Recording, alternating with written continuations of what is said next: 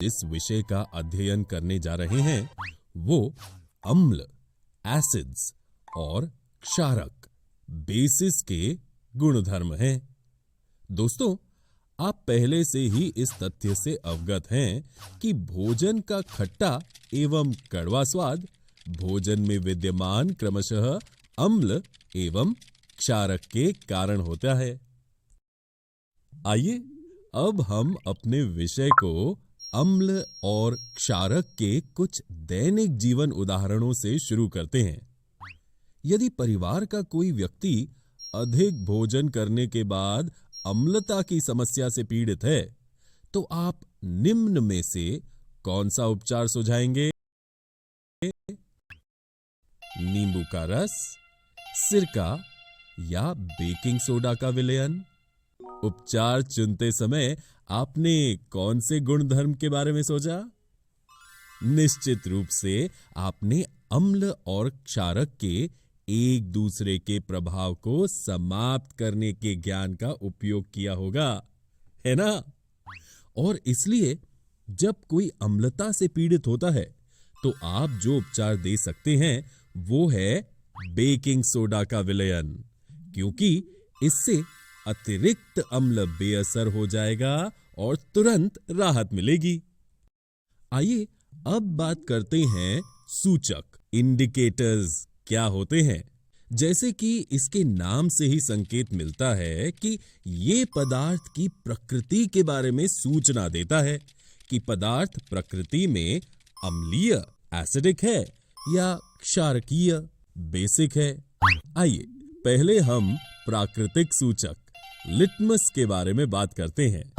Litmus विलयन बैंगनी रंग का रंजक होता है जो थैलोफाइटा समूह के लिचेन पौधे से निकाला जाता है। प्रायः इसे सूचक, इंडिकेटर की तरह उपयोग किया जाता है। लिटमस विलयन जब न तो अम्लीय, एसिडिक होता है और न ही क्षारकीय, बेसिक, तब वो बैंगनी रंग का होता है। ये अब दो रूपों में उपलब्ध है, जो नीले और लाल लिटमस हैं। अम्ल जो स्वाद में खट्टा होता है, नीले लिटमस को लाल रंग में बदल देता है, तथा लाल लिटमस के मामले में रंग में कोई बदलाव नहीं होता है। इसी तरह स्वाद में कड़वा होने वाले क्षारक लाल लिटमस को नीले रंग में बदलते हैं, तथा नीले लिटमस पेपर के रंग में कोई बदलाव नहीं होता है। हल्दी एक और ऐसा सूचक है। क्या आपने देखा है कि एक सफेद कपड़े पर लगे सब्जी के दाग पर जब क्षारकीय प्रकृति वाले साबुन को रगड़ा जाता है तब वो लाल भूरा हो जाता है, लेकिन कपड़े को अत्यधिक जल से धोने के पश्चात वो फिर से पीले रंग का हो जाता है। ऐसा क्यों? क्योंकि तब पानी से क्षारकीय साबुन निकल जाता है। दोस्तों, हल्दी एक प्राकृतिक सूचक है जो प्राकृतिक पीले रंजक से बना है। ये क्षारकीय विलयनों में लाल हो जाता है। लाल पत्ता गोभी का अर्क, जो लाल पत्ता गोभी के पत्तों से निकाला जाता है, भी एक प्राकृतिक सूचक, नेचुरल इंडिकेटर है। इसका रंग लाल है और ये अम्लीय, एसिडिक विलयनों में लाल रहती है और क्षारकीय, बेसिक विलयनों में हरी हो जाती है। हाइड्रेंजिया, पेटूनिया और जेरेनियम जैसे कुछ फूलों की रंगीन पंखुड़ियां भी अम्ल और क्षारक की उपस्थिति में रंग बदलते हैं और एक सूचक, इंडिकेटर के रूप में काम करते हैं। उदाहरण के लिए हाइड्रेंजिया पौधे के फूल नीले रंग के होते हैं और ये क्षारकीय, बेसिक विलयनों की उपस्थिति में गुलाबी हो जाते हैं। आप संश्लेषित सूचकों का भी उपयोग कर सकते हैं। संश्लेषित सूचक वे सूचक हैं जो रासायनिक प्रक्रियाओं द्वारा प्राप्त किए जाते हैं, जैसे कि मिथाइल ऑरेंज और फिनोल्फ्थलीन, और जिनका उपयोग अम्ल एवं क्षारक के परीक्षण करने में होता है। मिथाइल ऑरेंज का तटस्थ रंग नारंगी है। वो अम्लीय, एसिडिक विलयन में लाल रंग देता है और क्षारकीय, बेसिक विलयन में पीला रंग देता है। फिनोल्फ्थलीन का तटस्थ रंग बेरंग है। ये अम्लीय विलयन में रंगहीन रहता है और क्षारकीय विलयन में गुलाबी रंग देता है।